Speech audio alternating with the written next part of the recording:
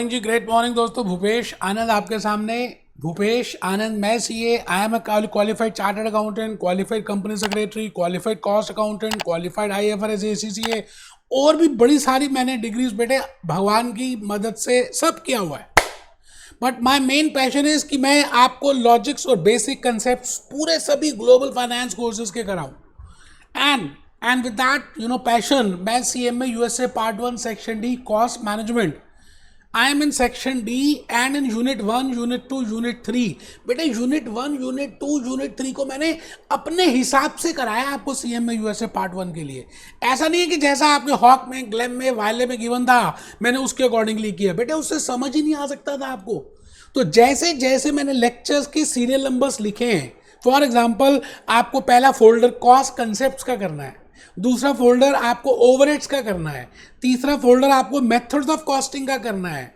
बेटे fourth folder आज start कर रहा हूं वेरिएबल एंड अब्जॉर्प्शन कॉस्टिंग। ऐसे करेंगे तो लॉजिकली रिलेशनशिप समझ आएगी और आप कर पाएंगे। बड़ी मेहनत की है बेटे, मैं आपको मन की बात बता रहा हूं। मैं सेक्शन डी में अभी यूनिट नंबर 3 ही भी कंप्लीट नहीं हुआ तो 60-65 लेक्चर्स कंप्लीट कर दिए, क्योंकि मेरा ऑब्जेक्टिव है कि मैं आप तक लॉजिकली कंसेप्ट्स को लेकर आऊं और आपको रटना ना पड़े, आप इजीली बातों को समझ जाओ। आइए बेटे, इन्हीं बातों के साथ मैं आज अपना लेक्चर भूपेश आनंद, ग्रेट गुड मॉर्निंग लिखा जी मैंने।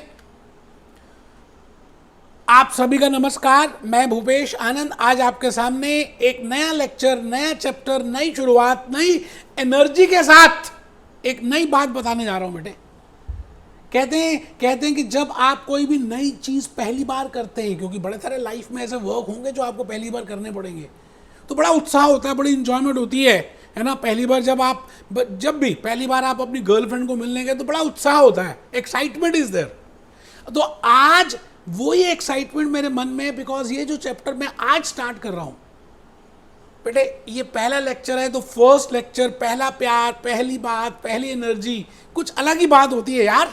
तो आप रजिस्टर ओपन कर लें, मैंने ऊपर लिखा great good morning lecture number 1। आज इस लेक्चर नंबर 1 की शुरुआत करने से पहले मैं कुछ कहना चाहता हूं। मेरे कुछ विचार हैं यार, मैं कुछ थॉट्स अपनी शेयर करना चाहता हूं आप सबके साथ। तो मैंने लिखा मेरे विचार। कहते हैं कि लाइफ में हम चाहते तो बहुत कुछ हैं कि मैं ये कर लूं, मैं ये कर लूं। हमारी विश लिस्ट तो बड़ी लंबी सी होती है, बट उस विश लिस्ट को पाने के लिए जो एक्शंस करने पड़ते हैं वो हम कम करते ही नहीं है। और फिर क्या होता है बेटे, उस विश लिस्ट के साथ ही मर जाते हैं और अगले जन्म, और हम दोषी बनाते हैं कि हमारा डेस्टिनी ऐसी थी, शनि का ग्रह ऐसे चल रहा था, ऐसा था, मैं इस घर में पैदा हुआ, मुझे जॉब करनी पड़ी, मुझे अपॉर्चुनिटीज नहीं मिली। सब बकवास बाजी है। जो मिला उसको कौन सा बेस्ट कर लिया आपने?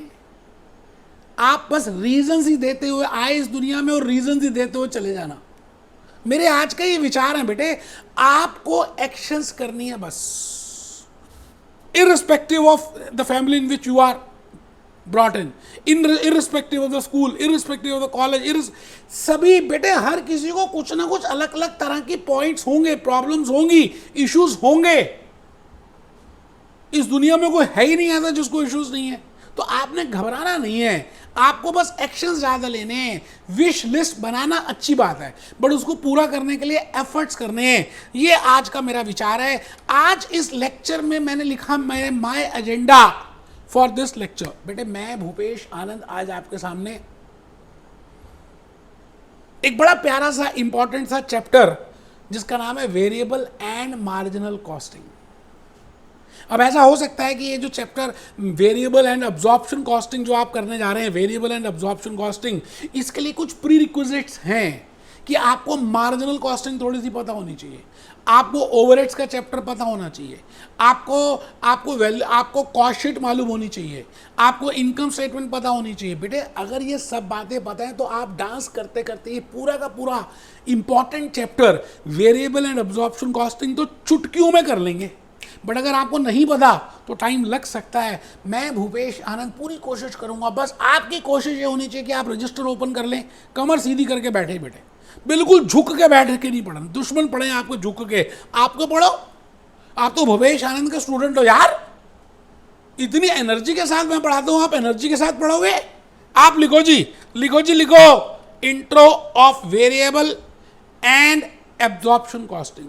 आज आप इंट्रो लिख रहे हैं, intro of variable and absorption costing, मतलब वेरिएबल कॉस्टिंग और एब्जॉर्प्शन कॉस्टिंग की बातें आज हम सीखेंगे। बड़ा मजा आने वाला बेटे। आज मैं इस चैप्टर से पहले, जैसे आप कोई सेंटेंस लिखने से पहले आपको वर्ड्स आने चाहिए, और वर्ड्स लिखने से पहले अल्फाबेट्स आने चाहिए। एप्पल वर्ड कैसे लिखोगे जब तक आपको A P L E alphabets नहीं पता होंगे, you can not write down apple. Similarly you can not do this topic unless and until you are aware of some basic concepts. तो आज के इस लेक्चर में मैं लोहा गर्म करूंगा। मैं इस चैप्टर की बातें नहीं करूंगा, लेकिन इस चैप्टर में जो चाहिए उसको थोड़ा सा आज बताऊंगा, प्यार प्यार से समझाऊंगा। और जैसे ही लोहा गर्म हो जाएगा मैं लेक्चर 2 में चोट मारनी शुरू कर दूंगा। और बेटे आज का लेक्चर आपके लिए बड़ा इंपॉर्टेंट है। If you have not done overheads, अगर आपने मेरे ओवरहेड्स के यूट्यूब के वीडियोस नहीं देखे तो आपका आज का लेक्चर करना इंपॉर्टेंट है। अगर आपने कॉस्ट के कंसेप्ट्स मेरे नहीं सीखे, जो मैंने इंट्रो कॉस्ट कंसेप्ट्स में कितने सारे लेक्चर्स में बताया था, कॉस्ट का मीनिंग क्या है, डायरेक्ट कॉस्ट क्या है, इनडायरेक्ट कॉस्ट क्या है, फिर वेरिएबल कॉस्ट क्या है, फिक्स कॉस्ट क्या है, पीरियड कॉस्ट क्या है, प्रोडक्ट कॉस्ट क्या है, तो बेटे आज का लेक्चर अगर आप कर लेते हैं ना, तो वो जो सारी बातें आपने छोटी छोटी नहीं की, आज कर लेंगे। वैसे मैंने इन सभी के ऊपर अलग से एक एक कंसेप्ट, एक एक चैप्टर, एक एक लेक्चर प्रिपेयर किया है। बट मुझे लगा कि शायद आप में से बड़े सारे नए बच्चे होंगे, तो मुझे लगा चलो मैं रिवाइज ही करा देता हूँ। मेरी मेहनत है ना यार, मेरे आधे घंटे की मेहनत से अगर आप फर्स्ट अटेम्प्ट में सक्सेस अचीव करते हैं तो मुझसे खुश नसीब इंसान कौन होगा।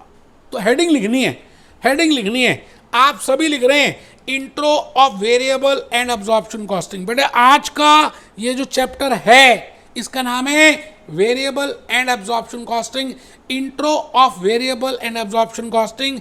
ये मैंने मटका बना दिया जी। किसका बनाया जी? वेरिएबल एंड एब्जॉर्प्शन कॉस्टिंग का मैंने ये मटका प्रिपेयर किया। और इस मटके में से 4-5 बेसिक कंसेप्ट्स निकाल लिए जो आज के लेक्चर में मैंने बताने हैं। जो मैं आपको वर्ड्स, जो अल्फाबेट्स, फिर वर्ड्स, फिर सेंटेंस और फिर एसे बनाना सिखा दूंगा। तो बेटे कहानी शुरू होगी वर्ड से। तो मैं ए फॉर एप्पल मैंने लिखा, बी फॉर बड़ा एप्पल, सी फॉर छोटा Apple, D for 2 Apple. I will be telling you 3 or 4, 5, 6 very basic concepts, and no doubt you may be aware of those concepts, but still my dear friends, if you revise that, अगर आप वो मेरी बात को सुन लेते हैं तो कहते हैं ना पुरानी जो मिट्टी बड़ी है वो धुल जाती है, और आप बिल्कुल तैयार हो जाएंगे। जो लेक्चर नंबर 2 में मैं जो बताऊंगा बेटे, उस समय में मैं 3 और 3 की गोलियां मारनी शुरू करूंगा। कैसे? बड़ी बड़ी चीज़ें हाई फाई बताऊंगा। तो आप उसको कैच तभी कर सकते हो जब आज आपका स्टेमिना होगा। तो स्टेमिना के लिए आप सभी ने मटका प्रिपेयर करना है, और मटके से ए बी सी और डी निकालना है। बेटे ए है क्या? मैं भूपेश आनंद आपको बेसिक कंसेप्ट ए में ये बताऊंगा that what is how we can classify the cost. I have already told you so many times in the basic intro lectures, but थोड़ा सा आज हल्का सा हम इसके ऊपर देखेंगे। तो बेसिक कंसेप्ट ए में मैं आपको कॉस्ट के बारे में बताऊंगा, और बेटे क्लासिफिकेशन ऑफ कॉस्ट की बात करेंगे। वैसे we have classified so many in different ways the cost, but आज जो मैं 2-3 क्लासिफिकेशन लूंगा वही वाली लूंगा which are very relevant for variable, marginal and absorption costing. तो मैं सबसे पहली बात आपको आज के लेक्चर में ये बताऊंगा what I mean bye direct cost, what I mean bye indirect cost. So first classification is on the basis of traceability, the second classification is on the basis of variability. I have already given in half an hour for each of these concepts. Variable cost और fix cost की बातें करूंगा, उसके साथ product cost की और period cost की बातें करूंगा, और सबसे पहले डायरेक्ट कॉस्ट और इनडायरेक्ट कॉस्ट की बातें करूंगा। आप सभी मटका प्रिपेयर कर रहे हैं, और इस मटके में आप लिख रहे हैं A point basic concept A, that is classification of cost. फिर आप क्या करेंगे बेटे? बी पॉइंट में बड़ी प्यारी सी, बिकॉज आप में से कुछ बच्चों ने मार्जिनल कॉस्टिंग नहीं किया, तो बेटे मार्जिनल कॉस्टिंग के अलग से लेक्चर्स हैं, बड़े प्यारे से लेक्चर्स मैंने अपलोड किए हुए हैं। सपोज करते हैं आपको मार्जिनल कॉस्टिंग नहीं पता, आप पहले पहले वेरिएबल एंड एब्जॉर्प्शन कॉस्टिंग कर रहे हो तो बेटे मुझे एक कंसेप्ट बताना पड़ेगा जिसका नाम है कंट्रीब्यूशन। कंट्रीब्यूशन किस बला का नाम है?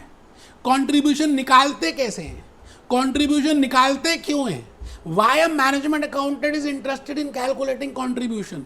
Why a management accountant wants to take a decision on the basis of contribution? Why for decision maker contribution is the most important criteria? सभी बातों के ऊपर पर्दा हटा दूंगा।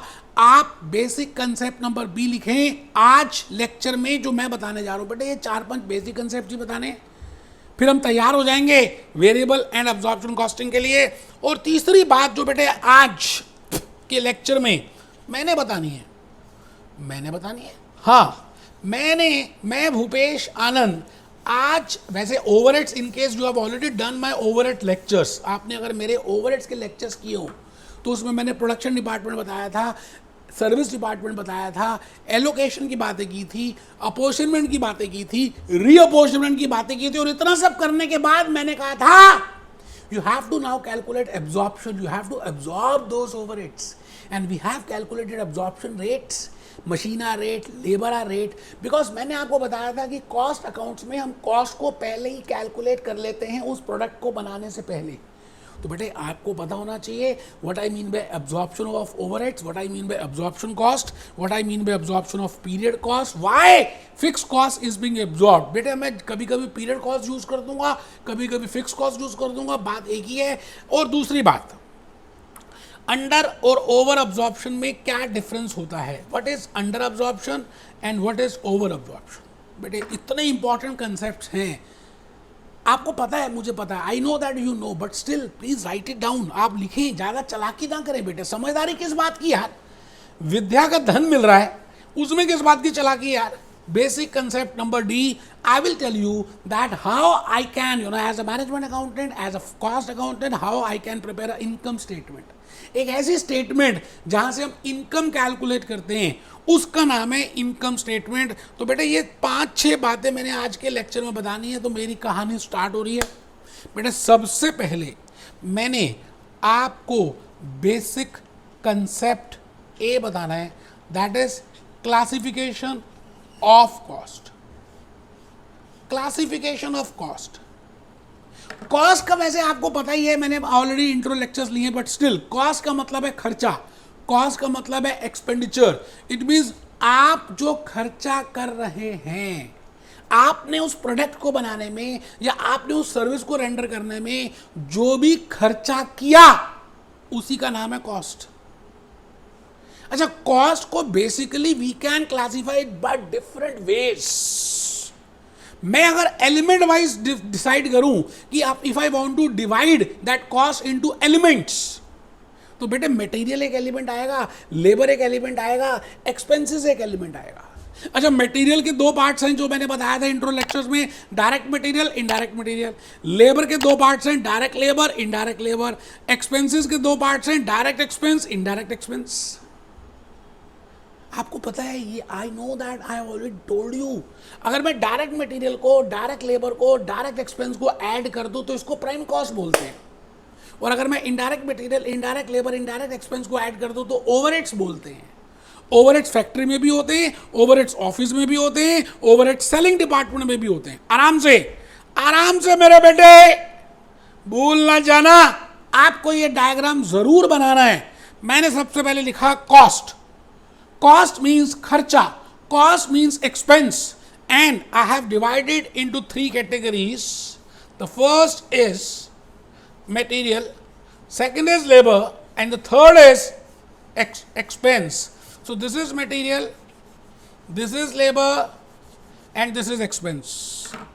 If I see material, I can say material को हम कह सकते हैं कि ये इनडायरेक्ट मटेरियल है, ये डायरेक्ट मटेरियल है। जब मैंने कराया था डायरेक्ट और इनडायरेक्ट के बीच में मटेरियल कॉस्ट के लिए, I have taken the example of Levi's jeans. आज भी मैं वही एग्जांपल लूँगा और उससे आपको समझा दूंगा कि डायरेक्ट मटेरियल क्या होता है और इनडायरेक्ट मटेरियल क्या होता है। ठीक है जी। फिर मैंने लेबर की बात की थी और मैंने कहा था labour again can be of 2 types, direct labour and indirect labour. And then I taught something about expenses को भी हमने 2 पार्ट्स में डिवाइड किया था।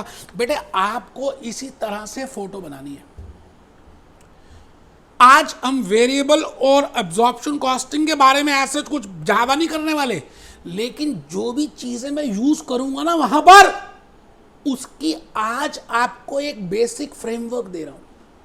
तो पहला फ्रेमवर्क है, पहला concept, what I mean by cost. I said I can classify cost on the basis of element wise and on the basis of direct or indirect. When I add direct material, direct labor, direct expense, तो उसको हम क्या कहते हैं, prime cost. देखो बेटे मैंने लिखा है प्राइम कॉस्ट, आप देखो बेटे मैंने लिखा है प्राइम कॉस्ट, देखो ना बेटे, देखो ना, this is named as prime cost. जब आप डायरेक्ट मटेरियल को, डायरेक्ट लेबर को, डायरेक्ट एक्सपेंसेस को जमा कर दोगे तो इसको हम प्राइम कॉस्ट बोलेंगे। और जब आप इनडायरेक्ट मटेरियल को, इनडायरेक्ट लेबर को और इनडायरेक्ट एक्सपेंस को ऐड कर दोगे तो इसको क्या बोलते हैं बेटे, overheads. And overheads are in factory, in office and in selling. But there are 3 departments I have already discussed: factory department, office department, selling department, warehouse department। और कैसे गुड्स ट्रांसफर होती हैं फैक्ट्री से ऑफिस में, office से जाती हैं warehouse में। मैंने कॉस्ट शीट करते समय पूरी बड़ी सी पिक्चर बना के दिखाई थी और आपको लॉजिकली बातें समझ भी आई थी। मैं आपके सामने एक बात ये कहता हूं कि भाई डायरेक्ट और इनडायरेक्ट होते क्या हैं, जिसकी सीधी मोहब्बत 2.5 अक्षर इनपुट के आउटपुट के साथ हो। It means I can directly relate कि भाई ये चीज इस प्रोडक्ट में लगी है। If I can see directly from that finish product that ये फिनिश प्रोडक्ट, ये जो यूनिट है इस मटेरियल से बना है या इसमें ये खर्चा हुआ है, तो मैं कह सकता हूं that is named as direct material. और डायरेक्ट लेबर की बात अभी करेंगे। आप लिखें जी खर्चा, कॉस्ट एंड खर्चे में मैंने लिखा वन इज डायरेक्ट कॉस्ट और डायरेक्ट खर्चा एंड सेकंड इज इनडायरेक्ट खर्चा और इनडायरेक्ट कॉस्ट। आराम से। उसके बाद मैं भूपेश आनंद, यहां पे लिखा मैंने that there is a direct relationship between input and output. जब आप यूनिट्स को इंक्रीज करते हो, ऐसा मटेरियल इंक्रीज करते हो, उससे आउटपुट भी बढ़ जाती है। जैसे जीन्स बना रहे हैं तो मैंने जीन्स का कपड़ा, क्लोथ बढ़ा दिया तो नंबर ऑफ जीन्स बढ़ जाएंगी। बट अगर मैंने जिप बढ़ा दी, जिप ज्यादा दे दी, तो बेटा जिप तो एक ही लगनी है, उससे नंबर ऑफ जीन्स इंक्रीज नहीं होगी। जब बटन ज्यादा दे दिए तो नंबर ऑफ जीन्स इंक्रीज नहीं होगी। आप मेरी बात को समझ रहे हैं? मैंने कहा if there is a direct relationship between input and output then that type of material is named as direct material. And I have taken the example of jeans. You know, in case of a Levi's jeans, when cloth is being issued, more the cloth, more will be the number of jeans will be produced. More the rolls of thread, more jeans will not be produced. More the zip or more the button, my number of jeans will not increase. It means there has to be a direct relationship between input and output. Input में और output में direct relationship होनी चाहिए, तभी हम कह सकते हैं कि भाई ये डायरेक्ट मटेरियल है। ठीक है सर। और अगर डायरेक्ट रिलेशनशिप नहीं है किस किस के बीच में, भाई जो आप चीज डाल रहे हैं, जैसे आप लेबर की बात करें, आप डायरेक्टली यूनिट्स को प्रोड्यूस कर रहे हैं तो डायरेक्ट लेबर है। बट अगर आप सुपरवाइजर हैं, आप डायरेक्टली प्रोडक्शन में इन्वॉल्व नहीं है, बट जो लोग प्रोडक्शन कर रहे हैं आप उनकी सुपरविजन कर रहे हो, आप सुपरवाइजर हो, तो आपका डायरेक्ट रिलेशनशिप उस फिनिश आउटपुट से नहीं है। इसलिए हम ये कहेंगे कि आप इनडायरेक्ट हो। ये बात बहुत ज्यादा डिटेल में मैंने बताई थी। और बेटे याद है 3 कंडीशंस बताई थी आपको कि अगर ये 3 कंडीशंस पूरी हो जाते हैं, मटेरियल के केस में अगर आपने ध्यान रख लिया तो same we will be using for labour and expenses. If the 3 conditions are being satisfied, अगर ये 3 कंडीशंस पूरी हो जाती हैं, if 3 conditions are being satisfied for direct material, direct material के लिए अगर ये 3 कंडीशंस पूरी हो जाती हैं तो मैं कहूंगा this type of material is named as direct material. Condition number 1, that should be directly traceable. अगर आपका वो मटेरियल फिनिश आउटपुट से डायरेक्टली ट्रेसेबल है, जैसे आपने क्लॉथ दिया जीन्स को बनाने के लिए, तो cloth can be traceable, zip दी, zip can be traceable, button दिया, button can be traceable, thread दी, थ्रेड इज ऑल्सो ट्रेसेबल। तो पहली कंडीशन है, तीनों बेटे मैंने कहा तीनों। दूसरी condition, it becomes integral part of the finish goods. वो जो आपने सामान दिया, वो जो मटेरियल दिया, वो मेन पार्ट है, वाइटल पार्ट है, इंटीग्रल पार्ट है of that finish goods. And with the increase in the raw material, volume of finish goods will also increase. आप मेरी बात समझ रहे हैं? Increase in the raw material, volume of material will, finish goods will also increase. तो मैं बेटे ये कहता हूं कि आप उन कंडीशंस को हम बोलेंगे, if all these three conditions are being fulfilled, I will say it is a direct material। लिखना लिख लें बेटे। वैसे तो मैंने डायरेक्ट मटेरियल, इनडायरेक्ट मटेरियल में ये तीनों कंडीशन वहाँ पे बताई थी। जैसे मैंने कहा जी, जीन्स के केस में क्लॉथ मैंने इशू किया, तो क्लॉथ डायरेक्टली ट्रेसेबल है, it is a integral part and it increases the output. तो मैंने कंडीशन नंबर 1, 2, 3 तीनों फुलफिल कर दी। थ्रेड, अगर आप थ्रेड को देखें तो इट इज़ नॉट, पहली कंडीशन है, it is not directly traceable. कई बार ऐसा थ्रेड भी होता है जो ट्रेसेबल नहीं है। It is not integral part and it does not increase. ऐसा थोड़ी कि आप थ्रेड को ज़्यादा दे देंगे तो ज़्यादा नंबर ऑफ जीन्स बन जाएंगी, नहीं बेटे।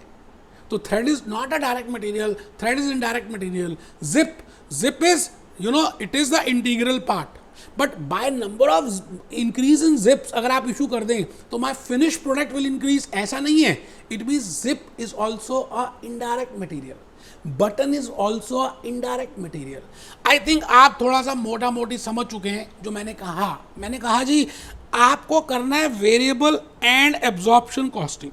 एक बच्चे ने भी क्लास ज्वाइन की, उसने कहा पता नहीं ये शायद दोबारा से क्या करा रहा मास्टर। बेटे मैं वेरिएबल एंड एब्जॉर्प्शन कॉस्टिंग ही करा रहा हूँ, मैं लोहे को गर्म कर रहा हूँ, मैं अभी आपको वो बातें बता रहा हूँ जो आपको ज़रूरी है लेक्चर नंबर 2 में। अदरवाइज आप लेक्चर नंबर 2 बिल्कुल बंद कर दोगे। तो बेटे लेक्चर नंबर 1 में मैं आपको इस समय बेसिक कंसेप्ट ए बता रहा हूँ, that is classification of cost. ठीक है जी। अच्छा, मैंने एक एग्जाम्पल और लिखा है, वुडन टेबल, लकड़ी वाला टेबल। अगर हम लकड़ी इंक्रीज कर दें तो नंबर ऑफ टेबल्स बढ़ जाएंगे। अच्छा, फेविकॉल इंक्रीज करें तो क्या नंबर ऑफ टेबल्स बढ़ जाएंगे, क्योंकि फेविकॉल भी लगा है? नहीं। तो Fevicol is indirect material, wood is direct material. And nails मतलब उसमें जो कील लगती हैं बेटे, all the 3 conditions have to be fulfilled. तीनों कंडीशंस अगर पूरी होंगी तभी आप कह सकते हैं that it is direct material. ठीक है सर, बहुत बढ़िया। इनडायरेक्ट लेबर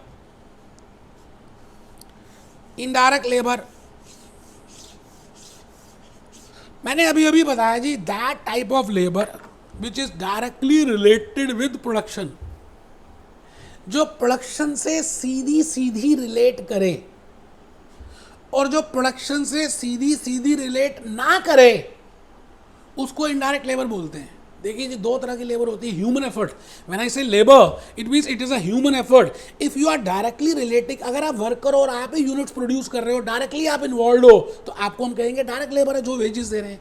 बट आप डायरेक्टली प्रोडक्शन में इन्वॉल्व नहीं हो, आप सुपरवाइजर हो, आप मशीन को क्लीन करने के लिए हो, आप डायरेक्टली प्रोडक्शन नहीं कर रहे, then I will say that is named as indirect labour. आप मेरी बात समझ रहे हैं?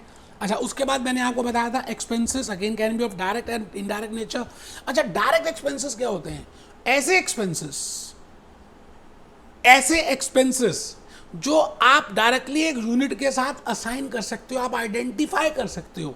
जैसे रॉयल्टी, मैंने एग्जांपल दिया था एट दैट टाइम कि रेनॉल्ड पेन है और आप रॉयल्टी पे कर रहे हैं, तो बेटे royalty payment is a direct expense. But ज़्यादातर हमने देखा है expenses are indirect in nature.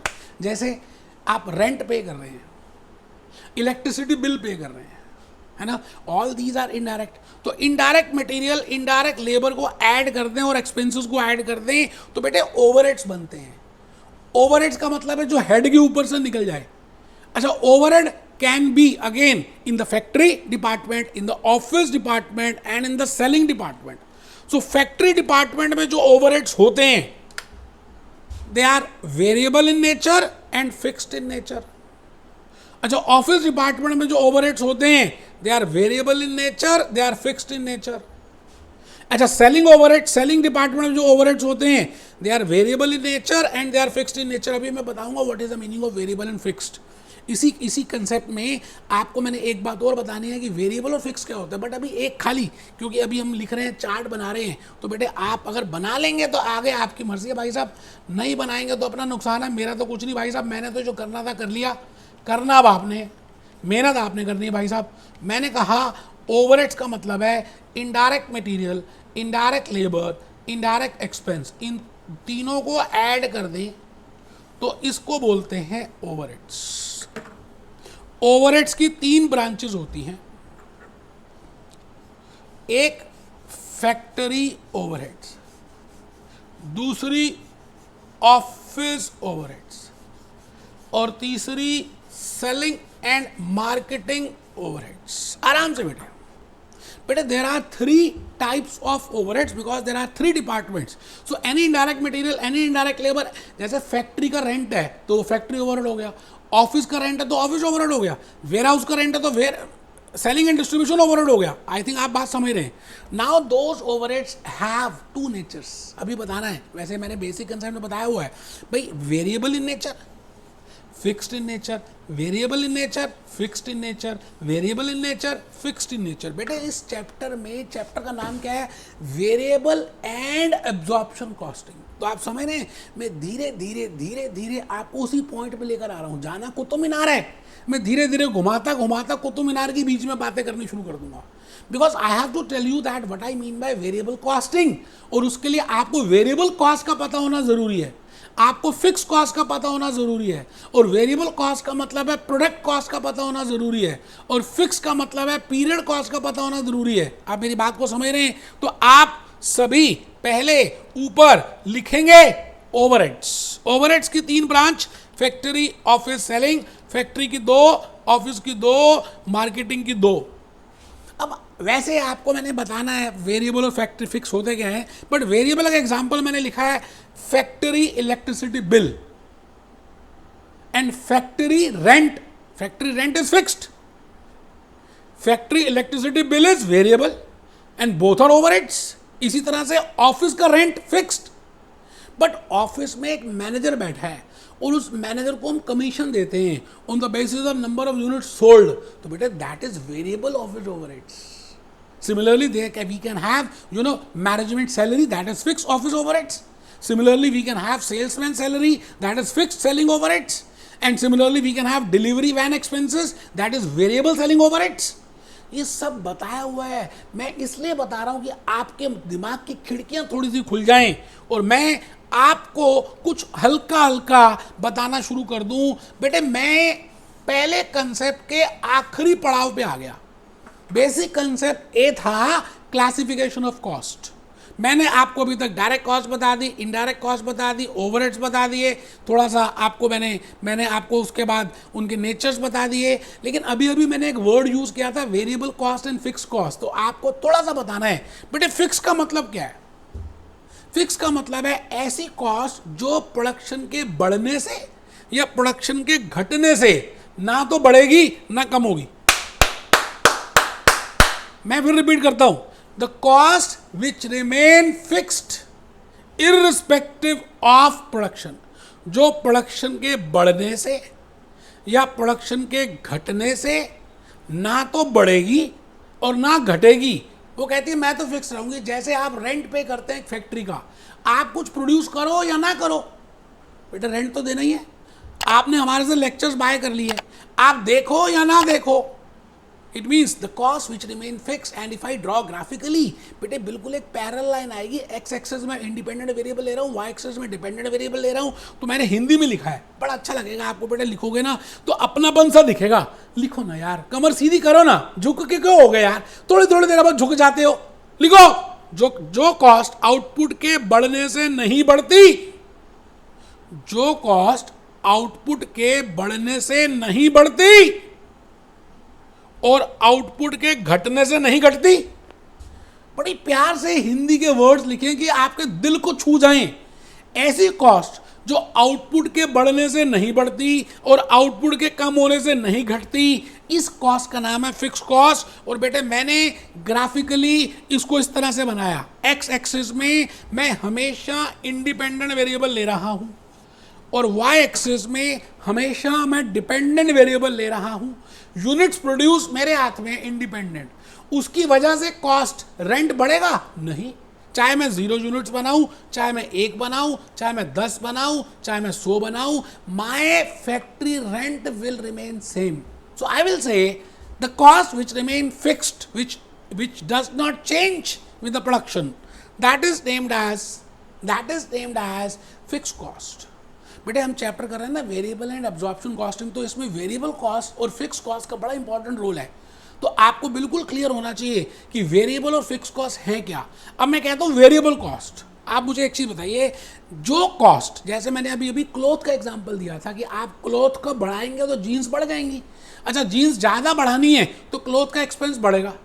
It means the cost which is directly related with production, जो कॉस्ट आपकी प्रोडक्शन से सीधी सीधी आंख मटक का है, डायरेक्ट रिलेशनशिप है। आलिया भट्ट का रणबीर के साथ डायरेक्ट रिलेशनशिप है। आलिया आंखें झपकाती है, रणबीर को समझ आया थे आलिया क्या कहना चाहती है।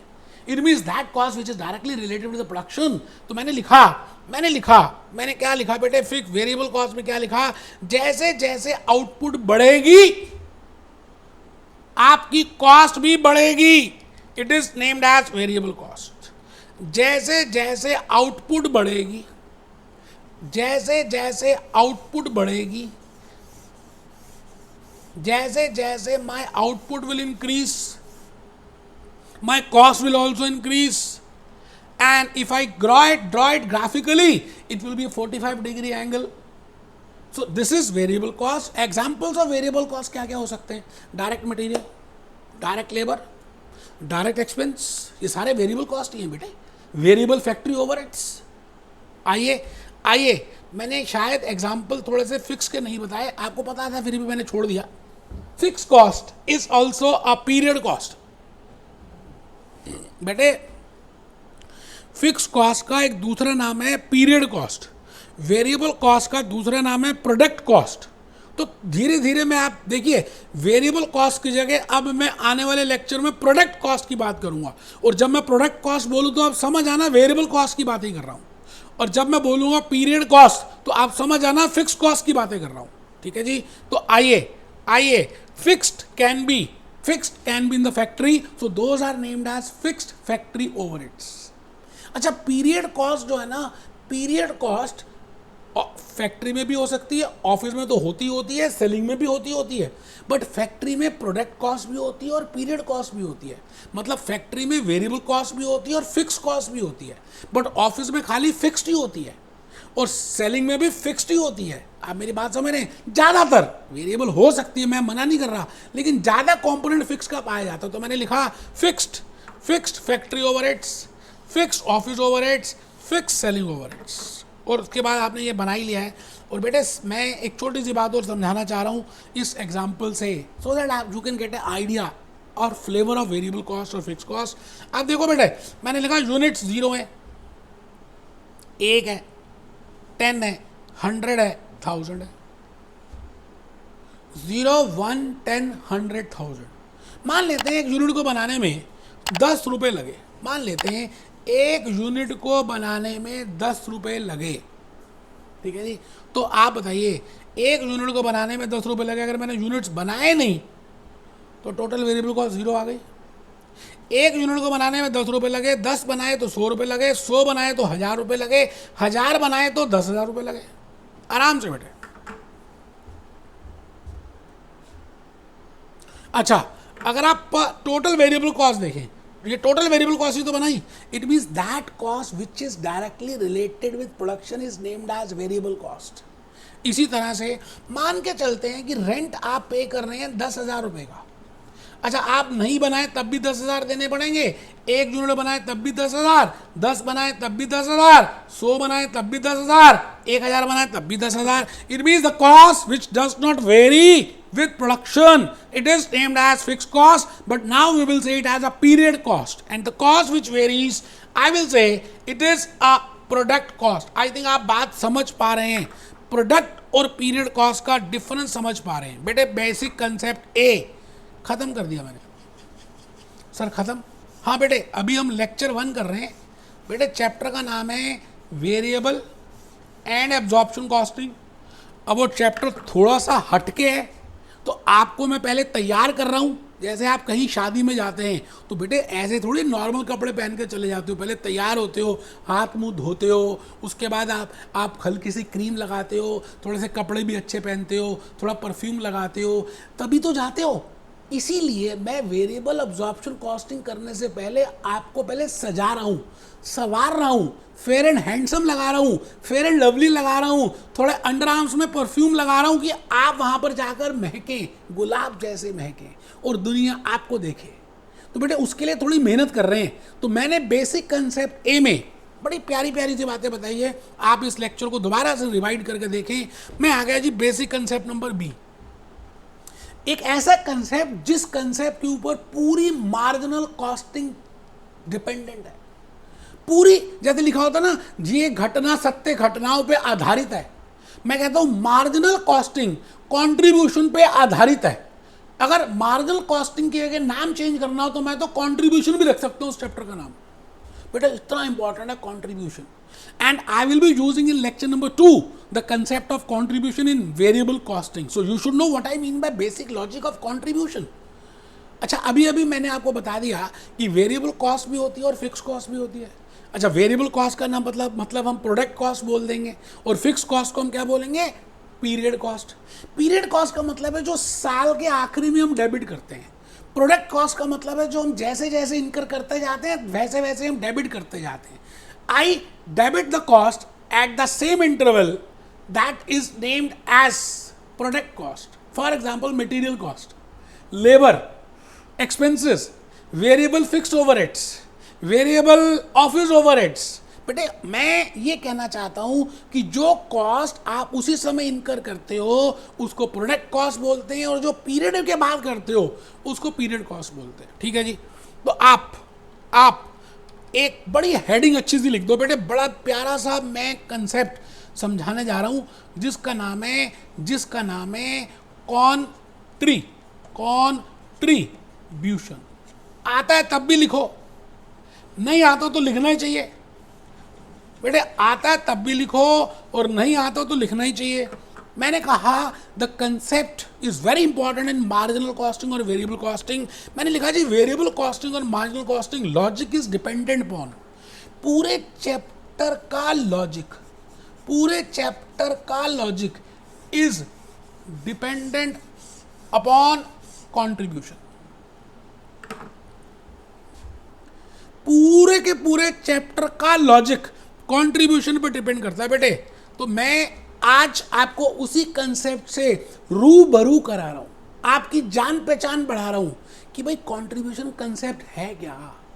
तो बी पॉइंट लिख रहे हैं जी, बी पॉइंट लिख रहे हैं, बी लिख रहे हैं, बी लिख रहे हैं, आप सब लिख रहे हैं, मेरे साथ साथ लिख रहे हैं। आप सब समझदार हैं, आप बेवकूफ नहीं हैं, आप कमर सीधी करके बैठे हैं और आप लिख रहे हैं कि जो सेल्स वैल्यू है, आप किसी भी प्रोडक्ट को बेचते हैं। मैं तो कहता हूं ये पेन को बेचते हैं, इस पेन को हम 100 रुपये में बेचते हैं, तो जो सेल्स वैल्यू है उसमें से मैं टोटल कॉस्ट कम कर दूं तो प्रॉफिट आता है। बच्चे को पता है बेटा, 3rd क्लास 4th क्लास का मालूम है बच्चे को कि अगर मैं टोटल सेल्स में से टोटल कॉस्ट कम कर दूं तो प्रॉफिट का नाम आएगा।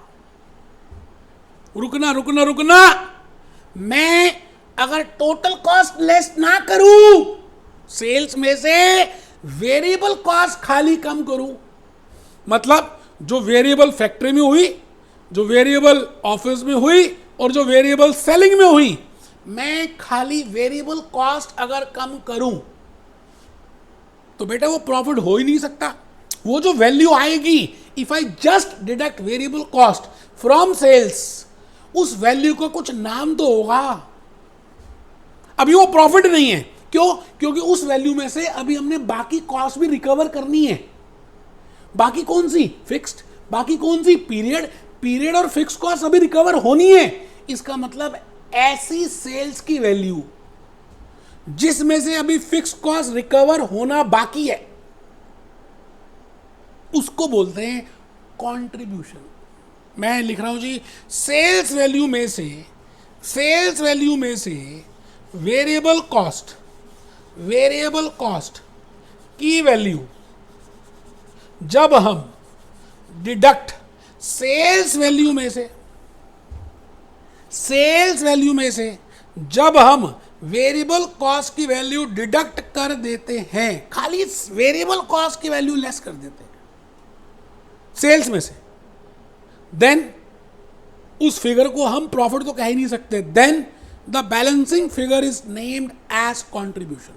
आई repeat, when I deduct only variable cost, whether variable is in factory, whether variable is in office, whether variable is in selling, कोई भी, हमने कहा अगर हम खाली वेरिएबल कॉस्ट लेस कर दें, कहां से? सेल्स में से, तो जो बच जाएगा उसका नाम प्रॉफिट तो हो ही नहीं सकता, क्योंकि मैंने अभी सारी कॉस्ट तो लेस की नहीं, क्योंकि अभी मुझे और भी कॉस्ट रिकवर करनी है, तो उसका एक नाम डाल दिया हम सब ने, क्या? कंट्रीब्यूशन। तो लिखें बेटे, the balancing figure is named as contribution. For example, समझाने के लिए, बेटे मार्जिनल कॉस्टिंग में मैंने डिटेल में बताया, अभी क्योंकि मुझे वेरिएबल अब्जॉर्प्शन में यूज करना है कंट्रीब्यूशन का कंसेप्ट, तो हल्की से ट्रेलर दे रहा हूं। मान लेते हैं सेलिंग प्राइस 100 रुपए का है, variable cost per unit 80 rupees की है, और फिक्स कॉस्ट पीरियड कॉस्ट 10,000 है। तो इस केस में अगर मुझे कंट्रीब्यूशन निकालना होगा, तो मैं कैसे करूंगा? सेल्स 100 रुपए की है, वेरिएबल कॉस्ट 80 रुपीज का है, कंट्रीब्यूशन 20 रुपए का है। इसका मतलब अभी इसमें से मुझे फिक्स कॉस्ट रिकवर करनी है। वो रिकवर करने के बाद अगर कुछ बचेगा और वो पॉजिटिव आएगा तो उसको प्रॉफिट बोलते हैं, और अगर माइनस आएगा तो उसको लॉस बोलते हैं। आराम से बेटे, if I just deduct variable cost from sales, then the balancing figure is not named as profit, my dear friends. And when I say, my friends, variable cost, I mean variable cost in factory, I mean variable cost in office, I mean variable cost in sales. कहीं पे भी, तीनों में, factory में, office में और sales में, ठीक है जी। तो balancing figure will be contribution। अब उस कंट्रीब्यूशन से जब मैं फिक्स कॉस्ट लेस करूंगा तो बेटे जो फिगर आएगी उसका नाम है net profit. That is named as net profit और नेट लॉस। मैं भूपेश आनंद बड़ी प्यारी प्यारी सी बातें आज आपके सामने रखूंगा और आप इंजॉय करेंगे बेटे। मैं नोट नंबर 1 में आ गया, कंट्रीब्यूशन इज नॉट प्रॉफिट। मैंने कहा जी कंट्रीब्यूशन प्रॉफिट नहीं है। कंट्रीब्यूशन प्रॉफिट कैसे हो सकता है जबकि मैंने सारी कॉस्ट तो लेस की नहीं।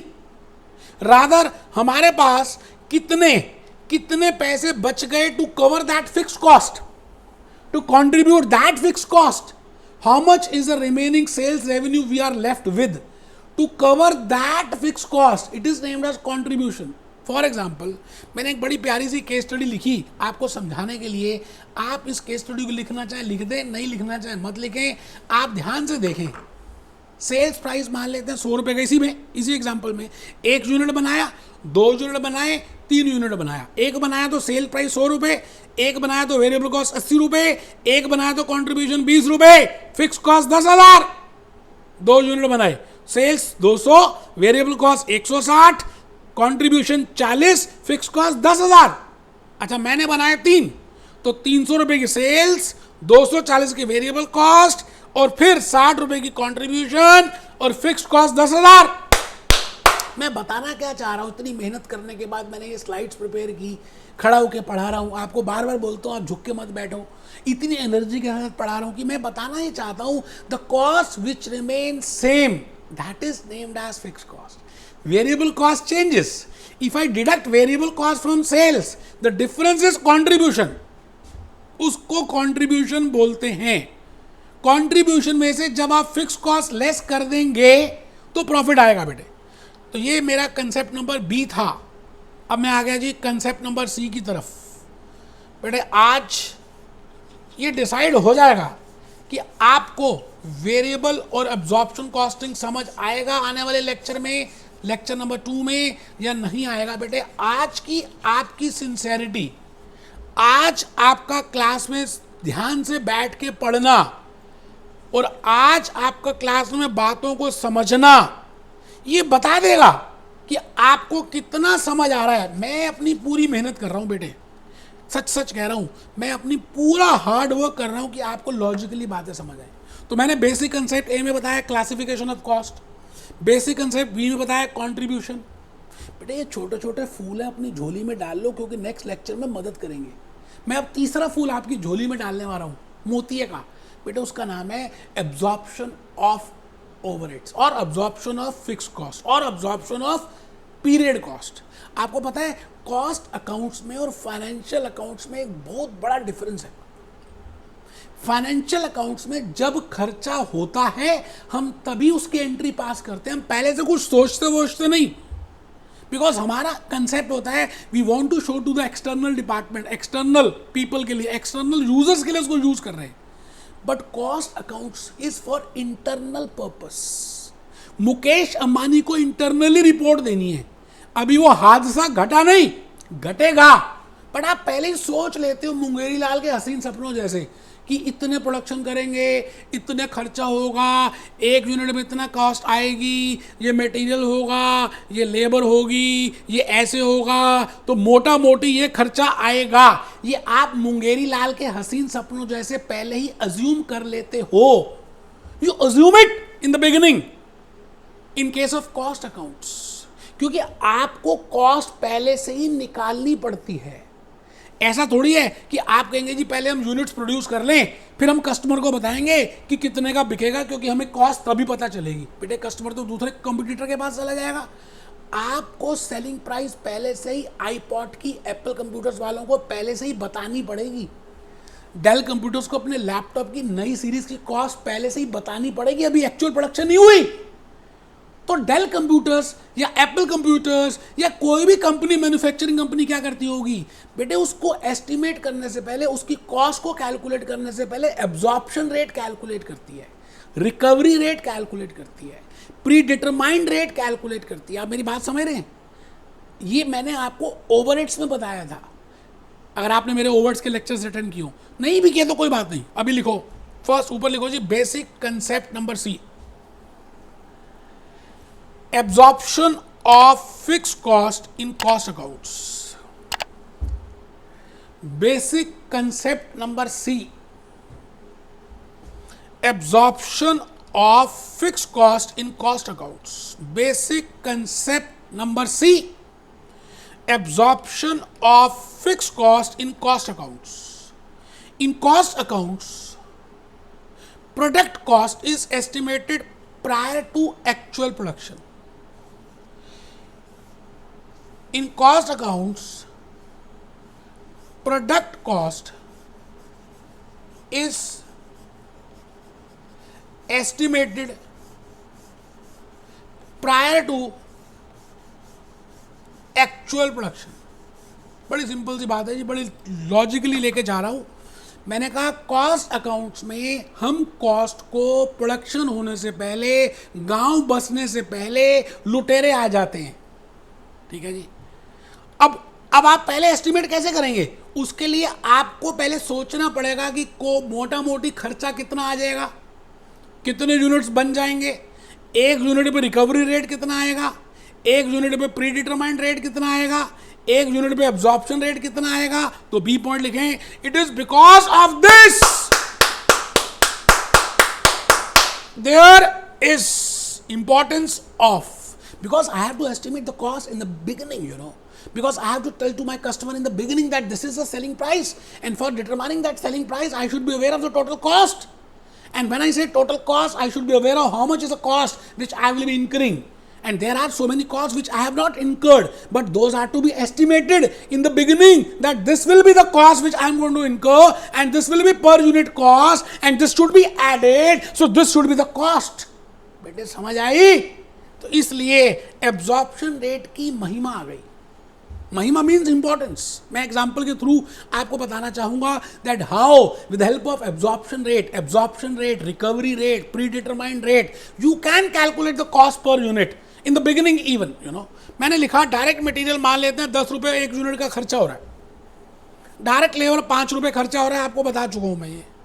मैंने माना कि बजटेड फिक्स्ड ओवरहेड्स, चाहे फैक्ट्री में, चाहे ऑफिस में, चाहे कहीं भी हो सकते हैं, मैंने माना कि 1 लाख रुपए के फिक्स्ड ओवरहेड्स हो जाएंगे. अभी हुए नहीं भाई, इलेक्ट्रिसिटी बिल तो महीने के बाद पता चलेगा ना. लेकिन मैं अब क्या 1 महीने इंतजार करूं कि जब इलेक्ट्रिसिटी बिल आएगा फिर मैं एक यूनिट के ऊपर कॉस्ट कैलकुलेट करूंगा, फिर बताऊंगा कस्टमर को? नहीं, मैं पहले से ही अज्यूम कर लूंगा कि भाई इलेक्ट्रिसिटी कॉस्ट कितनी आएगी. That is budgeted cost. So I have assumed that this is the period cost, this is the fixed cost, that is 1 lakh. और मैं 1 महीने में या 1 साल में 10,000 यूनिट्स बनाऊंगा. ये बेटे पहले से ही मुझे सोचना पड़ेगा. इसका मतलब आप बताइए 1 लाख रुपए का खर्चा 10,000 यूनिट पे आएगा, ये मैं सोच रहा हूं, तो 1 यूनिट पे 10 रुपए आएगा. ठीक है, अभी लिखेंगे, पहले लिख लो बेटे, क्वेश्चन लिख लो. बड़ा प्यारा सा क्वेश्चन है. आपको पूरा अब्जॉर्प्शन, पूरा अंडर अब्जॉर्प्शन, पूरा over absorption, logic of cost accounting समझ आ जाएगा अगर आने वाले 2 मिनट ध्यान से बैठ गए, कमर सीधी करके बैठे. मैंने कहा डायरेक्ट मटेरियल 10 रुपये पर यूनिट है, डायरेक्ट लेबर 5 रुपये पर यूनिट है, बजटेड फिक्स कॉस्ट 1 लाख रुपए की है, बजटेड प्रोडक्शन 10,000 यूनिट की है, एक्चुअल फिक्स कॉस्ट 90,000 रुपए की है. मान लेते हैं एक्चुअली में आपने 90,000 रुपए खर्च किए. साल के आखिरी में आपको लगता था इलेक्ट्रिसिटी बिल 1 लाख का आ जाएगा, वो तो आप सोच रहे थे ना. आप जितने घंटे सोचते हो पढ़ने का उतने थोड़ी आते हैं, उतने थोड़ी पढ़ते हो. आपने पेपर दिया और पेपर में नंबर लगाए, उतने नंबर थोड़ी आ जाते हैं. बजटेड मतलब आपका फिक्शन है, एक्चुअल का मतलब फैक्ट है. There has to be difference between fact and fiction. तो एक्चुअल ओवरहेड्स 90,000 हुए. एक्चुअल प्रोडक्शन कितनी हुई? मैंने इसको 2 सिनेरियोज लिए बिकॉज मुझे आपको अंडर और ओवर अब्जॉर्प्शन बताना है. 8,000 यूनिट हुए और 13,000 यूनिट हुए. Calculate cost per unit and find out under absorption और ओवर अब्जॉर्प्शन. कसम होगी अगर आपने ये एग्जाम्पल ना लिखा, मैं बता रहा हूं आपको, आप फेल हो जाओगे अगर नहीं लिखा तो. मेरी बद्दुआएं लगेंगी आपको अगर आपने अभी ना लिखा तो.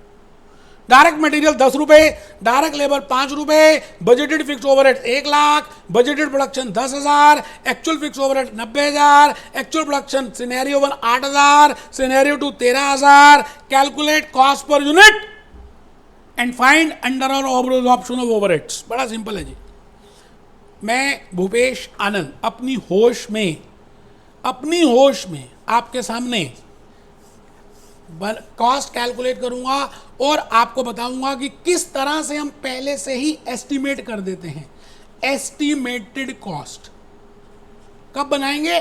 T0 में, मतलब अभी एक्चुअल प्रोडक्शन शुरू नहीं हुई बेटे, उससे पहले ही बनाना पड़ेगा. अच्छा मटेरियल कॉस्ट तो मुझे पता ही 10 रुपए की है. अच्छा लेबर भी पता 5 रुपए की है. अच्छा फिक्स ओवरहेड्स नहीं पता, तो मैं क्या करूंगा? फिक्स ओवरहेड्स का एब्जॉर्प्शन रेट निकालूंगा. Budgeted fix cost upon budgeted production. आराम से बेटे, budgeted fix cost upon budgeted production. इतनी फिक्स कॉस्ट है, इतनी प्रोडक्शन है, इतने गोलियां थी, इतने आदमी थे, एक आदमी को कितनी गोलियां लगी? 10 रुपए पर यूनिट. इस रिकवरी रेट कह दें, एब्जॉर्प्शन रेट कह दें, प्री डिटरमाइंड रेट कह दें. बेटे ये मैंने 10 रुपए इस तरह से निकाला है, इसको कहते हैं कॉस्टिंग. हम पहले से ही एस्टिमेट कर देते हैं कि हमारा खर्चा 1 यूनिट को बनाने में 25 रुपए आएगा. अब हम प्रॉफिट ऐड करके सेलिंग प्राइस कस्टमर को बता देते हैं. इट मीन्स ये काम हम पहले ही कर लेते हैं. अब रुकना. बट एक्चुअली में प्रोडक्शन जब होती है तो वो 10,000 से ज़्यादा भी हो सकती है, 10,000 से कम भी हो सकती है. तो मैंने 2 सिनेरियोज लिए. मान लेते हैं प्रोडक्शन 8,000 यूनिट की है. हाँ जी, 8,000 यूनिट की है. मान लेते हैं 8,000 यूनिट है. आपने एक्चुअल ओवरहेड्स 90,000 खर्च किए थे. ये रे, ये रे, ये रे बेटे, ये रे, ये रे। एक्चुअल फिक्स ओवरहेड्स ये फैक्ट था कि आपने इतने इनकर किए थे। ये तो फिक्शन था, ये आप सोच रहे थे। ये स्टार्टिंग में हुआ, ये T1 में हुआ, ये T0 में हुआ। आपने सोचा था ये कि प्यार तो होगा नहीं, प्यार हो गया। आइए, तो फिर अब हमें क्या करना पड़ेगा? जब एक्चुअल प्रोडक्शन और बजटेड प्रोडक्शन आपस में सेम ना हो तो बेटे either it will be under absorption और ओवर अब्जॉर्प्शन। बड़ा इंपॉर्टेंट कंसेप्ट है वेरिएबल एंड अब्जॉर्प्शन कॉस्टिंग में, जो लेक्चर नंबर 2 में मैं आपको बातें बताऊंगा। ठीक है जी। तो यहां देखिए मैंने क्या लिखा, एब्जॉर्ब्ड ओवरहेड्स 8000 यूनिट्स बने, एक रेट पे 10 रुपए सोचा था, 80,000 रुपए लगाए। इसको बोलते हैं रिकवर्ड ओवरहेड्स, इसको बोलते हैं चार्जिंग ऑफ ओवरहेड्स, इसको बोलते हैं खर्चा निकालना। बट आपने खर्चा 80,000 नहीं किया, आपने खर्चा 90,000 किया, बट आप निकाल पाए 80, कम निकाल पाए। इसको बोलते हैं अंडर अब्जॉर्प्शन। आओ जी, आओ जी, दिल से दिल लगाओ जी, आओ जी, आओ जी। बेटे दिस इज अंडर अब्जॉर्प्शन, मतलब आप उस खर्चे को कम एब्जॉर्ब कर पाए क्योंकि आपकी एक्चुअली में प्रोडक्शन कम हुई थी। बट मान लेते हैं कि आपने प्रोडक्शन 13,000 यूनिट्स किया, तो आपने 10 रुपए के हिसाब से 1,30,000 रुपए के ओवरहेड्स एब्जॉर्ब कर दिए, बट खर्चा तो 90,000 ही हुआ। इसका मतलब आपने ज्यादा एब्जॉर्ब कर दिए। इसको बोलते हैं ओवर एब्जॉर्प्शन। तो बेटे वही लिखा है सिनेरियो 2, सिनेरियो 2 में आ जाए over absorption. Over absorption, actual production है बेटे 13 की, तो एब्जॉर्ब कितने हो गए? 1,30,000, एक्चुअली 90। अब आप इसको रटे या कुछ भी करें, मैं तो लॉजिक समझा रहा हूं। अब आप में से बहुत सारे बच्चे रट रहे होंगे, when this is more than this then this will be this this. कितना रटोगे, कितना याद करोगे? इतना तो बादाम ही नहीं खाया आपने यार। लॉजिक समझो, लॉजिकली बातें ज्यादा अंदर तक जाएंगी, समझ आएंगी। इतनी मेहनत क्यों कर रहा हूं? अगर मैं ये लेक्चर 1 नहीं भी लेता, सीधा वेरिएबल कॉस्टिंग और अब्जॉर्प्शन कॉस्टिंग बाकी जैसे टीचर्स कराते हैं करा देता, तो हो जाता चैप्टर क्लोज। बेटे मेरा दिल मानता ही नहीं है, क्या करूं? तो in this case, I will say 40,000 rupees will be over absorption. So the point is, I want to tell you that what is the meaning of under absorption, what is the meaning of over absorption, how we can calculate it, how we can calculate actual production, how we can compare actual production with budgeted production, and what is the meaning of absorption of overheads, why there is a need of absorption of overheads, why there is a need of absorption of overheads in cost accounts. ठीक है जी, last concept की तरफ बढ़ रहे हैं। बस बेटे next lecture number 2 में मिलेंगे और फिर मैं देखूंगा कि आप डांस कर करके मेरी बातों को सीखते हैं या नहीं। लिखिए, लेकिन लास्ट है जी, इनकम स्टेटमेंट कैसे बनाते हैं पता है आपको? वैसे ही दे दिया है आपको, एक मेरा दिल है आप बनाओ income statement. Profit and loss, हम कॉस्ट शीट को उल्टा कर रहे हैं, सेल्स पहले लिख रहे हैं, लेस यहां पर एक बात लिख लें, factory cost of good sold. अभी लिख लें, फिर मैं बताऊंगा क्यों लिख रहे हैं। यहां पर जगह नहीं थी मेरे पास, less factory cost of good sold. अच्छा, जब आप factory cost of good sold करते हैं तो यहां पे ग्रॉस प्रॉफिट आ जाएगा। अच्छा, उसमें से एडमिन एक्सपेंसेस, चाहे वो वेरिएबल हो या फिक्स्ड हो, वो लेस कर दीजिए। अच्छा, उसमें से सेलिंग एंड डिस्ट्रीब्यूशन एक्सपेंसेस, चाहे वो वेरिएबल हो या फिक्स्ड हो, वो लेस कर दीजिए। फिर नेट इनकम आ जाएगी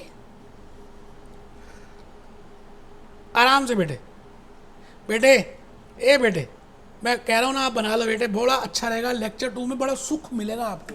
आप डांस करोगे, वेरिएबल और एब्जॉर्प्शन कॉस्टिंग बच्चों को समझ नहीं आती, आप डांस कर करके क्वेश्चन कर डालोगे। लिखो ना, format of income statement, particulars sales, less factory cost of good sold, gross profit, less administrative expenses, variable and fixed, less selling and distribution, variable and fixed. बेटे लास्ट में आ जाता है नेट इनकम, और कुछ नहीं। बस एक छोटा सा नोट लिख लो। मैं नोट बड़ा प्यारा सा कहने चाह रहा हूं, ये जो आपने लिखा ना, factory cost of good sold means cost for number of unit sold लिख कर छोड़ दो, मैं आपको नेक्स्ट क्लास में समझाऊंगा। मैं आपके दिमाग में कीड़ा डालना चाहता हूं। मैंने लिखा factory cost of good sold का मतलब है cost of good sold for the number of unit sold. बस बेटे आज इतना ही। एक गाना दिखाना है क्योंकि बहुत हैवी क्लास हो गई आज, बहुत कुछ लंबा बता दिया, तो सुन लीजिए गाना क्या है बेटे।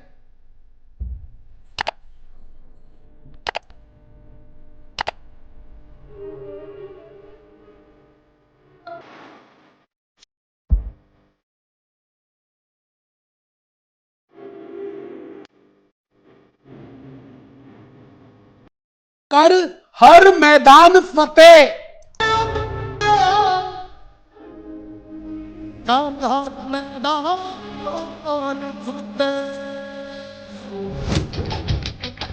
हर मैदान फतेह,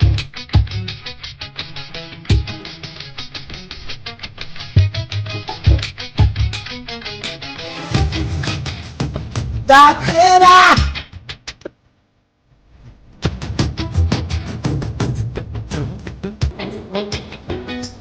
दिखला दे जिंदा है तू, बाकी है तुझ में हौसला, ये दिखला दे दुनिया को। फर्स्ट अटेम्प्ट में जो कर रहे हो करके दिखाओ। पूरी क्लास सीधी होकर बैठ के करो, हिम्मत करो। मैं कह रहा हूं मैं फर्स्ट अटेम्प्ट में पास करा दूंगा आपको। और बोलो लेक्चर 2 में मिल रहे हैं बेटे वेरिएबल एंड अब्जॉर्प्शन कॉस्टिंग का फर्स्ट लेक्चर बोनस है। जिन बच्चों ने मेरे शुरू के लेक्चर्स नहीं देखे उनको कुछ लॉजिक्स बताने थे, बेसिक कंसेप्ट बताने थे, अल्फाबेट्स बताने थे। अब धीरे धीरे वर्ड्स और सेंटेंसेस नेक्स्ट क्लास में बनाएंगे। Be happy, B jolly, B cheerful.